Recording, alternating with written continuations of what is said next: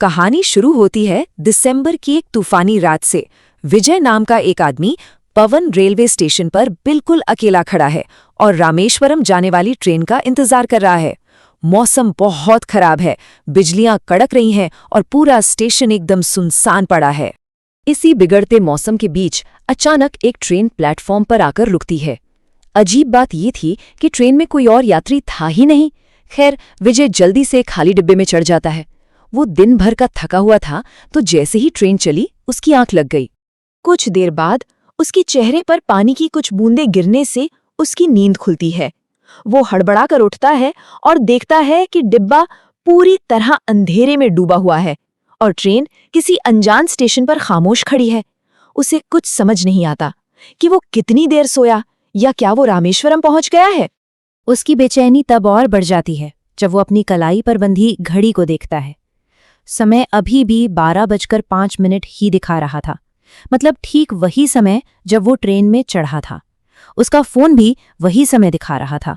और जब उसने अपनी ट्रेन की लोकेशन देखने की कोशिश की तो एक ऐसा सच सामने आया जिसे देखकर उसके होश उड़ गए। रामेश्वरम जाने वाली असली ट्रेन तो खराब मौसम के कारण रद्द कर दी गई थी। तो फिर वो किस ट्रेन में था? उसने अपने फोन की लाइट जलाई और डिब्बे के चारों तरफ घुमाई। खिड़कियों पर जंग लगी हुई थी, कांच टूटे पड़े थे, पंखे मुड़े हुए थे और जमीन पर पानी भरा हुआ था। उसे यह समझते देर नहीं लगी कि वो किसी पुरानी डूबी हुई ट्रेन में फंस चुका है और उसे यहां से निकलना ही होगा किसी भी हाल में। यही सोचकर विजय ट्रेन से उतरता है और एक उतने ही सुनसान और भयानक प्लेटफॉर्म पर कदम रखता है। वहां उसे दूर एक लालटेन की टिमटिमाती हुई रोशनी दिखाई दी। उस लालटेन के पास ही एक बेंच पर कोई चादर ओढ़े लेटा हुआ था। मदद की उम्मीद में वो उस शख्स की तरफ बढ़ने लगा, लेकिन जैसे ही विजय ने उस आदमी के चेहरे से चादर हटाई, उसकी चीख निकल गई।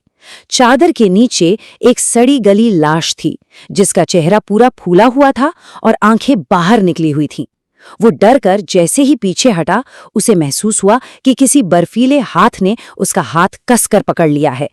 उसने मुड़कर देखा तो एक छोटा बच्चा उसका हाथ पकड़े खड़ा था, जिसकी आंखों में पुतलियां ही नहीं थीं। और ठीक उसी पल बेंच पर पड़ी वो लाश उठकर बैठ गई और बोलने लगी। उस लाश की आवाज पूरे स्टेशन पर गूंजने लगी, जो यहाँ आता है वो फिर कहीं नहीं जाता, यही तो है आखिरी मंजिल। विजय ने झटके से बच्चे से अपना हाथ छुड़ाया और भागा, लेकिन तभी एक सीटी की आवाज सुनकर वो रुक गया। सामने टीटी की वर्दी में एक आदमी खड़ा था, जो उसे रोकने का इशारा कर रहा था।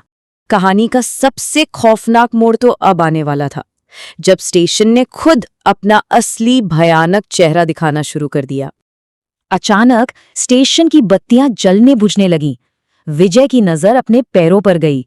प्लेटफॉर्म की जमीन पर तेजी से रेत और समुद्री पानी भर रहा था, जैसे पूरा स्टेशन समंदर में डूब रहा हो। वो घबराकर भागने लगा और तभी उसकी नजर सामने लगे स्टेशन के नाम वाले बोर्ड पर पड़ी और ये देखते ही उसकी सांसें अटक गईं। बोर्ड पर लिखा था धनुषकोडी। धनुषकोडी एक ऐसा रेलवे स्टेशन जो अपने पूरे शहर के साथ 50 साल से भी ज्यादा पहले एक तूफान में समुद्र में समा गया था। उसे ये भयानक एहसास हुआ कि वो एक ऐसी जगह पर है जो अब दुनिया के नक्शे पर मौजूद ही नहीं है, एक भूतिया स्टेशन। उस बढ़ते हुए पानी से बचने की आखिरी कोशिश में विजय दौड़कर वापस उसी ट्रेन में चढ़ गया, लेकिन ये बुरा सपना उसका पीछा कहाँ छोड़ने वाला था। अगली सुबह उसकी आंख लहरों की आवाज से खुली। उसने देखा कि वो रामेश्वरम के एक धूप वाले समुद्र तट पर लेटा है। सब कुछ एकदम नॉर्मल लग रहा था। उसे लगा कि शायद वो सब एक बहुत ही बुरा सपना था, लेकिन तभी उसकी नजर दूर रेत में आधे धसे हुए एक पुराने टूटे फूटे ट्रेन के डिब्बे पे पड़ी। पता नहीं क्यों, पर एक अजीब सी खींच उसे उस डिब्बे की तरफ ले जाने लगी और उसका दिल जोर जोर से धड़कने लगा। उसने डरते डरते अंदर झांका और उसकी नजर उसी सीट पर पड़ी जहां वो पिछली रात बैठा था।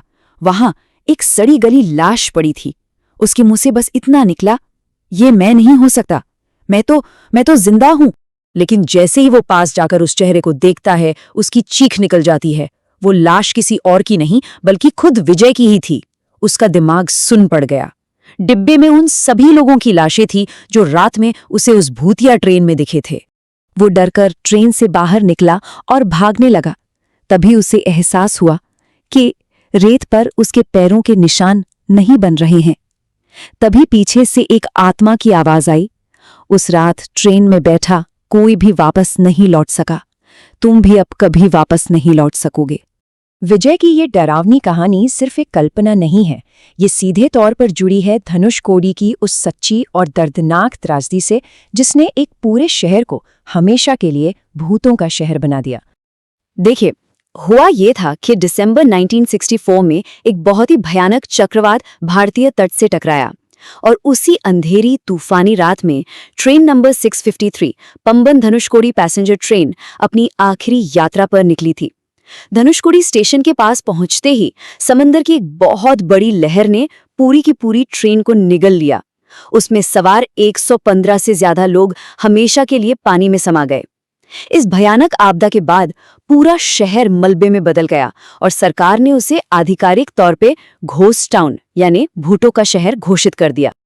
और ऐसा कहा जाता है कि उस रात मरने वालों की आत्माएं हमेशा के लिए वहीं फंसकर रह गईं। वो आज भी एक ऐसी ट्रेन का इंतजार कर रही हैं जो उन्हें उस तूफान से बचाकर ले जाए। और अब विजय की आत्मा भी उन्हीं में से एक है जो हमेशा के लिए वहां फंस गए हैं।